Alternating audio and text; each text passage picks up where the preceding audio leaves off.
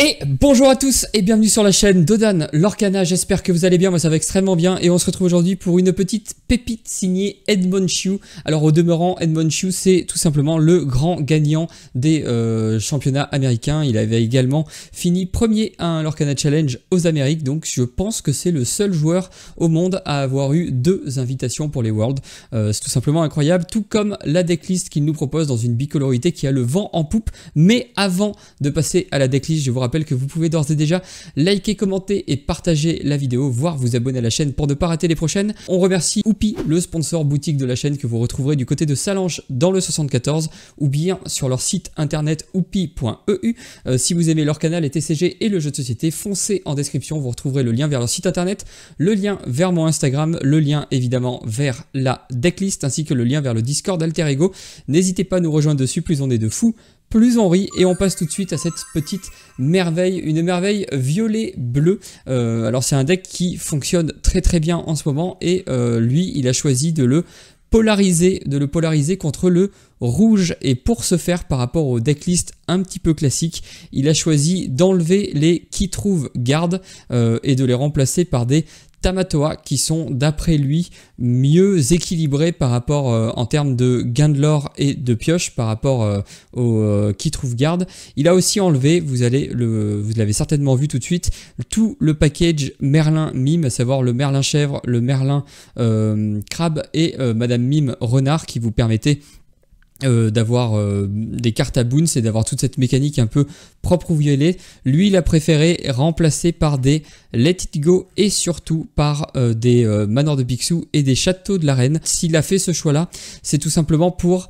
respecter un peu plus le rouge avec les Maui requins et les soyez prête, puisque les lieux ne prennent pas soyez prête et les lieux ne font pas proc le Maui requin. Le libéré délivré, évidemment ça gère les Maui requins le tour où ils sont posés. 4. Sinon après pour le reste de la decklist c'est un petit peu du classique. On remarque quand même quelque chose que j'aime bien, toutes les cartes sont en x4, ça veut dire que le deck aura globalement des sorties très équilibrées et très régulières par rapport à ce que vous pourriez avoir avec un deck qui n'est pas composé de carrés, je vais réussir à le dire.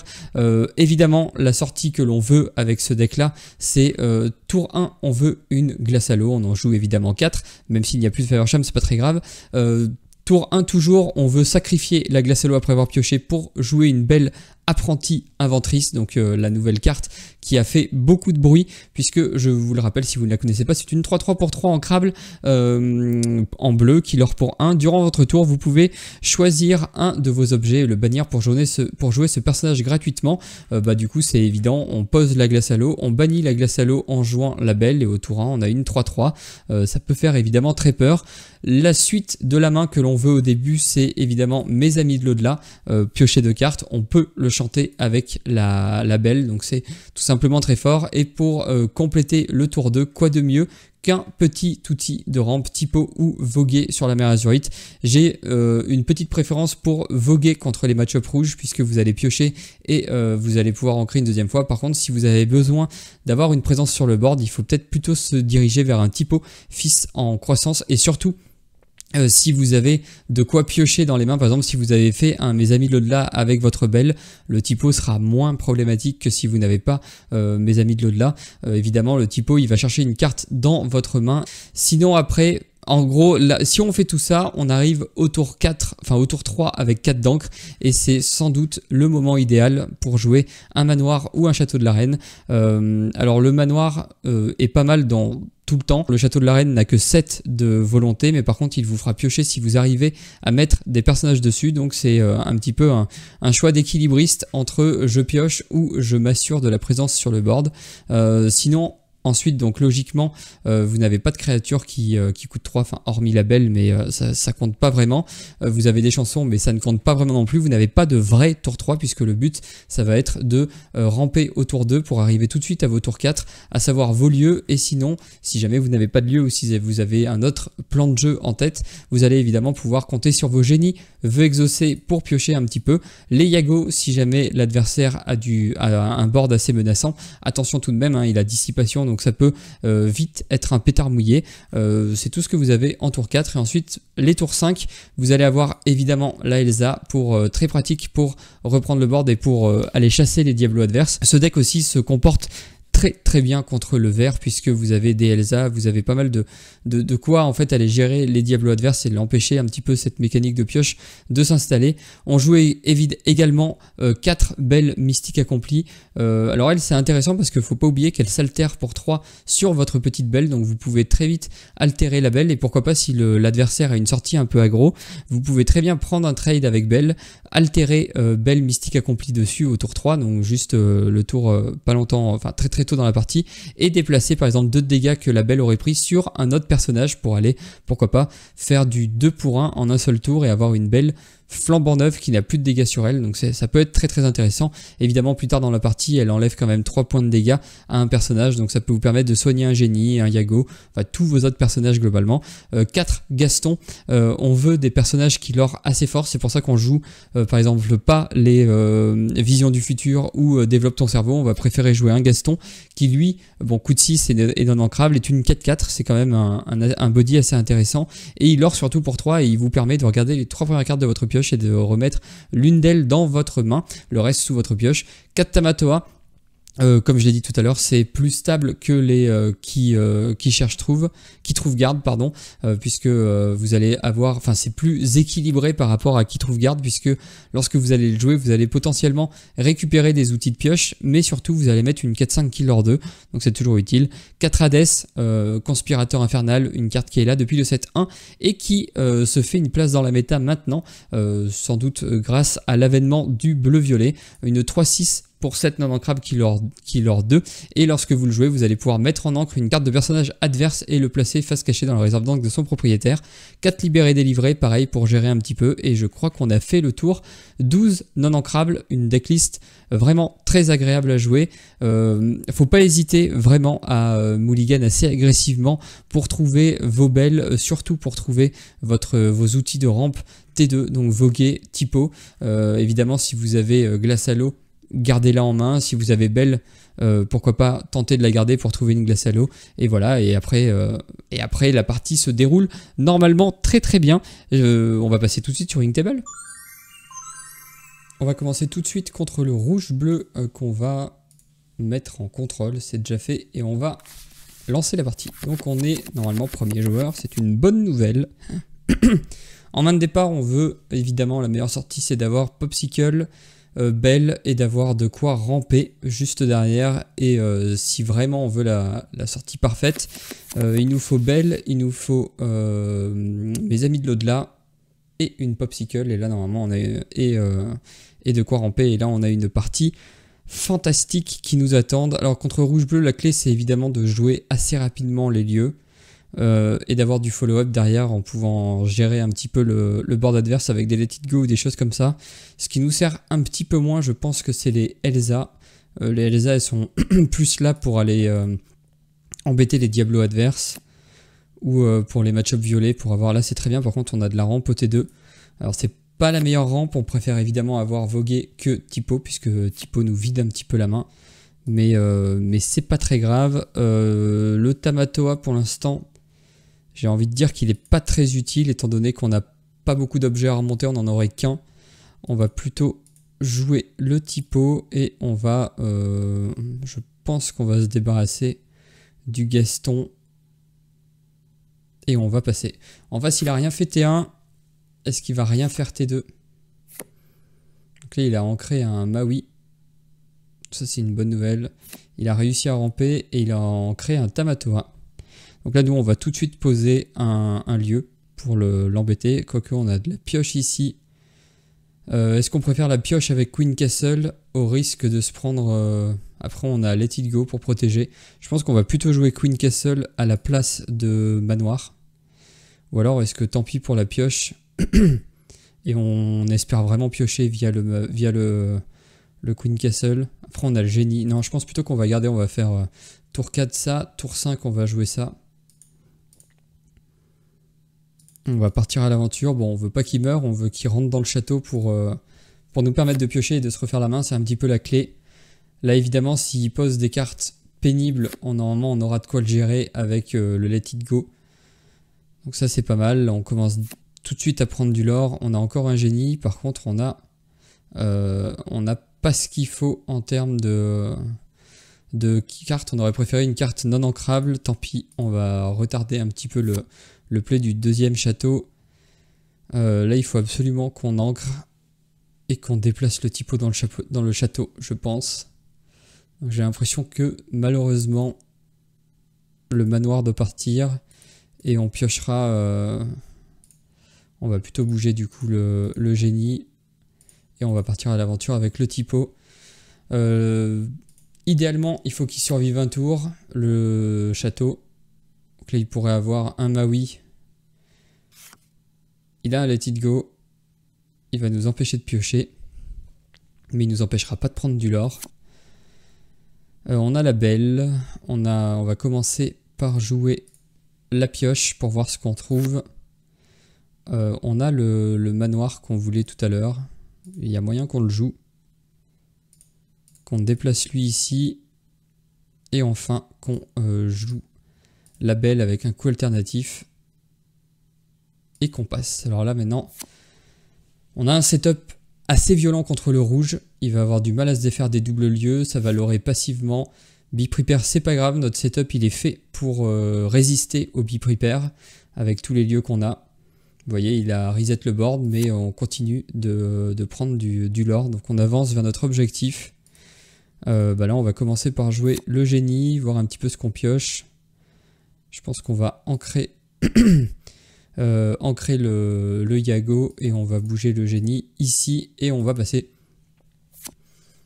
En fait, naturellement, on contre son soyez prête avec... alors ça, c'est un peu pénible, mais c'est pas trop gênant parce qu'en fait, il n'est pas capable de prendre le lieu en une fois.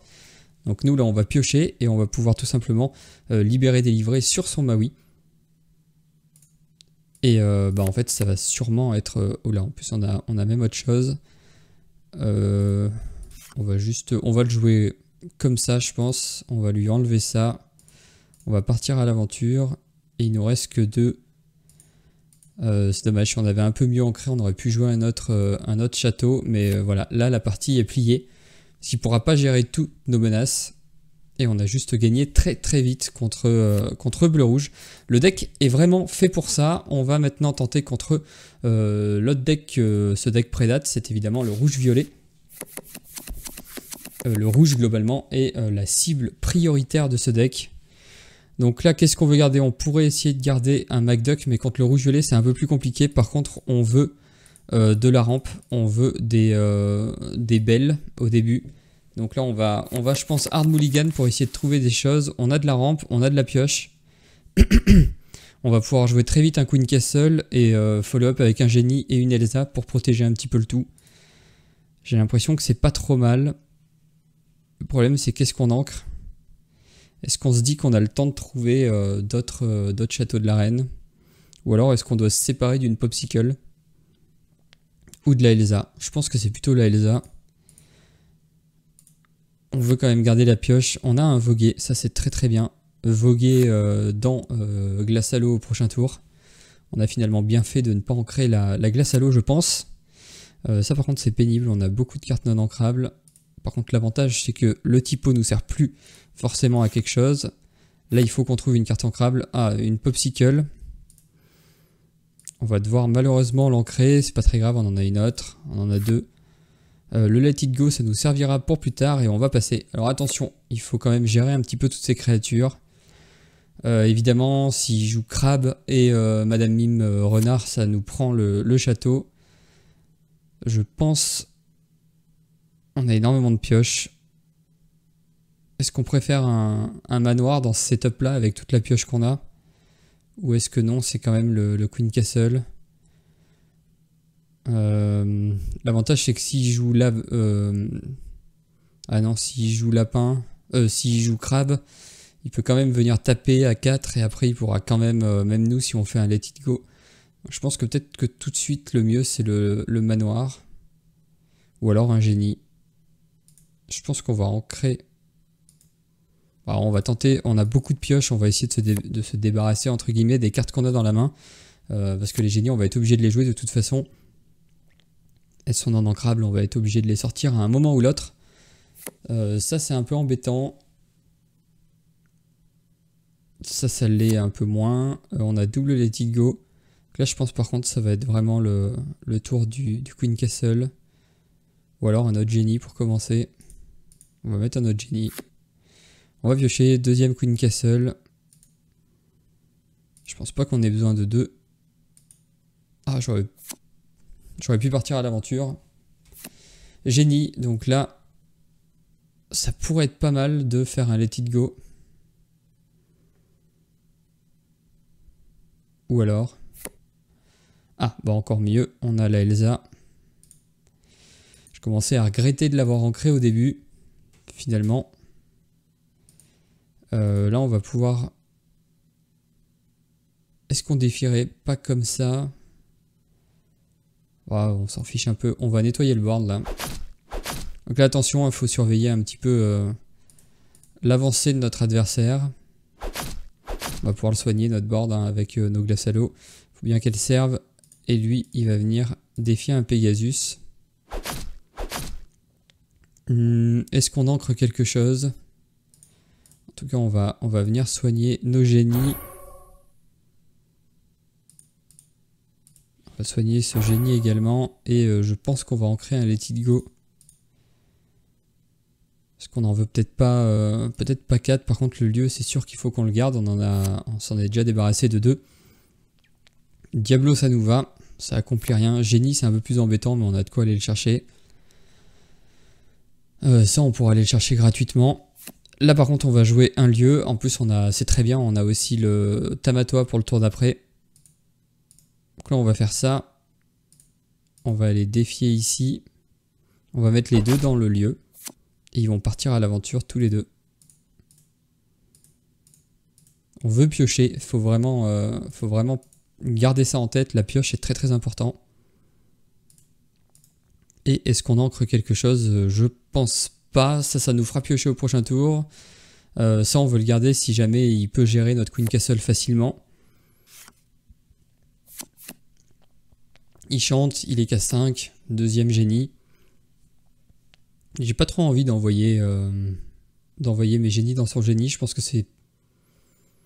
Même d'envoyer un let it go. On va voir ce qu'on pioche en fait. Si on pioche suffisamment...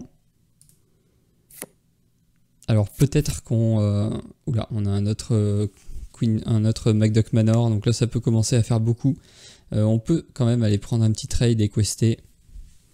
Et développer un Macduck Manor. Ça peut être pas mal. Ou alors on met un Gaston.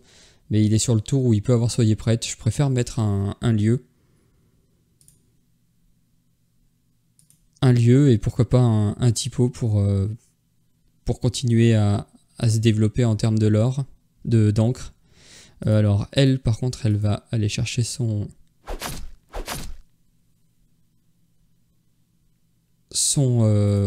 génie. On va le prendre comme ça pour essayer d'optimiser un peu les dégâts sur les génies. Et on va partir à l'aventure. On veut pas non plus trop traîner.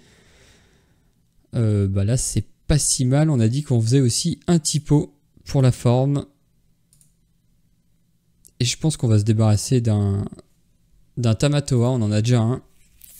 Donc là, on a un board qui est vraiment très oppressant pour lui. Alors là, oui, il va pouvoir aller chercher un génie ou même finir notre Elsa. C'est pas trop le trade que j'aurais fait parce que là, on leur quand même 4, 8. Après, oui, il peut prendre notre génie. Nous, on va pouvoir prendre à la rigueur son génie aussi parce que maintenant, on a de quoi lorer avec autre chose, nous. C'est aussi l'avantage. Là, on va passer à 12. On va piocher 2. On pourrait même... On va voir ce qu'on pioche. On pourrait aller creuser un petit peu. Ou alors, est-ce qu'on joue juste un let it go ou un génie? J'ai bien envie juste de jouer un génie pour commencer par piocher. On a le Hades. Ça aussi, c'est pas mal. On va ancrer, je pense, un Tamatoa. Et est-ce qu'on joue pour 4? Pour 3 et on déplace... Bon, ce qui est sûr, c'est que lui, il va se déplacer ici. J'ai presque envie de partir à l'aventure. Hein, c'est à lui de venir me chercher. Hein. J'ai presque envie de bouger lui ici.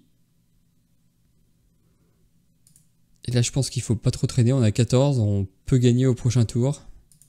Et même le typo, hein, il va partir. On est à 15. On est à 19. Là, s'il fait un soyez prête, globalement, c'est pas bien pour lui. À mon avis, il va faire un soyez prête. Ah non, une 6 sous. Bon, on a bien fait quand même de partir, on est à 19. On va pouvoir gérer ces 6 sous avec notre Hades. 17, 19. Il faudrait qu'il puisse gérer nos créatures. Je pense qu'il peut pas. Et il est quand même assez loin, 2, 3, 4. Il a que 4 de... de l'or là, donc je pense que c'est un peu limite. On va ancrer ça pour continuer, et là on est à 9. Je vois pas comment il gère les deux. Ah, il a le Peter Pan quand même qui donne charge, alors ça c'est très bien. Il va pouvoir aller chercher, bon il va chercher ce lieu là. Il aurait mieux fait peut-être d'aller chercher le Queen Castle. Mais dans tous les cas je pense que c'est perdu. Alors ça faut se méfier, quand le Peter Pan Trouveur d'ombre il est sur le board, attention, les Maui requins peuvent venir one shot votre Queen Castle, et souvent c'est un petit peu la panade. Bah voilà, on va finir contre un autre match-up qui peut être intéressant. Pourquoi pas le violet-gris, j'ai bien aimé ce deck, il était vraiment sympa.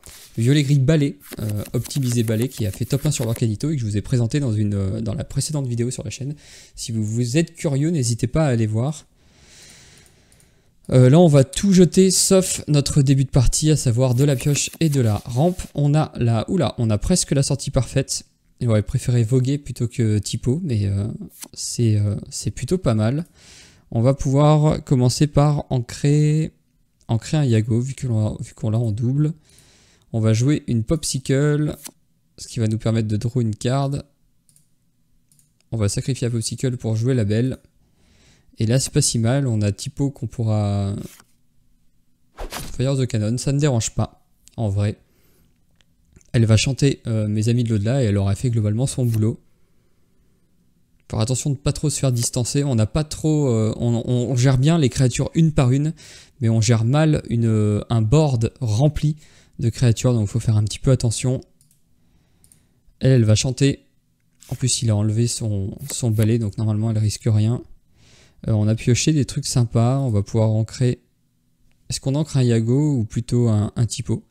Je pense qu'on va plutôt ancrer un typo. On va jouer un typo et là le même problème se pose. Qu'est-ce qu'on ancre sur ce tour, sachant qu'au prochain tour on va jouer évidemment un lieu. Je pense qu'on va jouer le MacDuck. Je pense qu'on va ancrer un Yago et on va passer. Donc là on a le début qu'on veut. Est-ce que c'est le début qu'on veut contre le gris-violet? Peut-être pas trop mal avec le typo qui fait de la présence de board. Là par contre ce qui est sûr c'est que je pense qu'on va jouer MacDuck Manor. Pourquoi est-ce que c'est sûr? Est-ce qu'il faut mieux pas jouer un Yago? Après il peut avoir un sort qui nous embêterait hein, sur le Yago. On rappelle qu'il a dissipation. Donc il peut être très fragile. Est-ce que la Elsa on la veut tout de suite? Je suis pas sûr. Je pense qu'on peut peut-être se débarrasser du Tamatoa. Quoique Tamatoa c'est une grosse bébête. Dur. Sinon on joue juste génie. Bon en tout cas ce trade là il est quasi obligatoire. Même si ça le fait piocher, on veut pas qu'il ait du board. Et après c'est qu'est-ce qu'on met? Est-ce qu'on met un MacDuck Manor? Si jamais il a... il pourrait remonter son Cobra avec comment ça s'appelle, avec la mime renard, mais il aurait quand même pas assez de reach pour aller chercher le manoir. Donc je pense que le manoir c'est le bon play. J'ai presque envie de me débarrasser du Yago. Contre le gris ça peut être compliqué, mais en même temps... Ah, on va se débarrasser du Yago et on va jouer le lieu. Et on va passer. On essaye de jouer très très vite les lieux parce que ça met quand même beaucoup de pression. Donc là il pourrait avoir la mime renard. S'il a la mime renard, ah il a le Peter Pan. On regrette peut-être. Ah remarque il va pas chercher notre il va pas chercher notre lieu.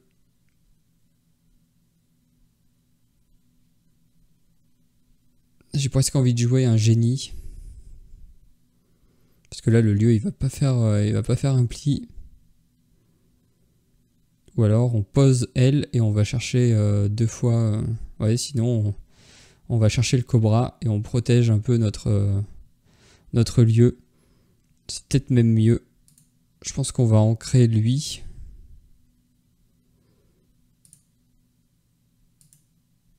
On va jouer une Ursule, une Elsa, rien à voir. Et on va aller défier le Cobra qui est quand même très pénible. On n'a pas de quoi le cibler pour le faire mourir. Donc là, il pourrait prendre le trade ici. J'ai pas vu, non, il a fait quoi? J'ai pas vu ce qu'il avait fait. C'est pas très grave. Donc là, nous, on a de nouveau gagné 2 de l'or. On pourrait poser un Queen Castle pour lui mettre un petit peu la pression. On pourrait aller prendre le Peter Pan. Je pense que c'est ce qu'on va faire. Non, on va rien ancrer. Par contre, on va aller chercher ça. J'ai pas envie que ces personnages, que ces génies aient rush par exemple. C'est vraiment très embêtant. Et on va passer. Donc là, on a un board qui lore passivement. Alors lui aussi, hein, il a un board qui lore. Le problème, c'est qu'on va avoir un peu de mal à aller le chercher. Il nous faudrait bien évidemment de la bonne pioche. Le typo, c'est pas ce qu'on veut. Mais bon, on va prendre quand même. Et je pense qu'on va mettre un génie pour piocher. Et on a un autre génie. On va bouger ça ici au cas où. Même si il n'y a quasiment aucun monde où il prend pas le Queen Castle. Bon, ça nous va. Ah non, il va faire plutôt straight comme ça.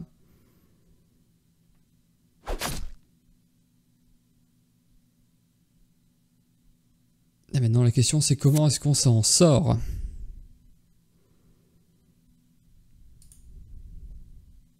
J'ai presque envie de rejouer ça. Ou alors de jouer ça, mais ça, en fait, le problème, c'est qu'on va aller sacrifier... on va aller sacrifier dans quelque chose. Presque envie de faire un play plus développant avec un autre MacDuck. Partir à l'aventure, essayer de courir un peu plus vite que lui, il a plus de cartes en main. Ah là là, il pioche par contre des cartes qui lui donnent pas mal de reach.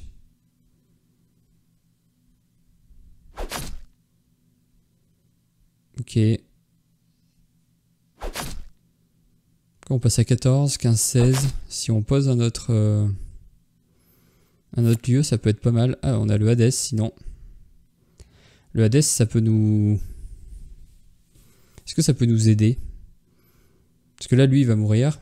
Après, si on enlève ceci, la chèvre, ça va être plus compliqué pour lui. Hein. Donc je pense que c'est le play. On lui enlève ça. Et on part à l'aventure.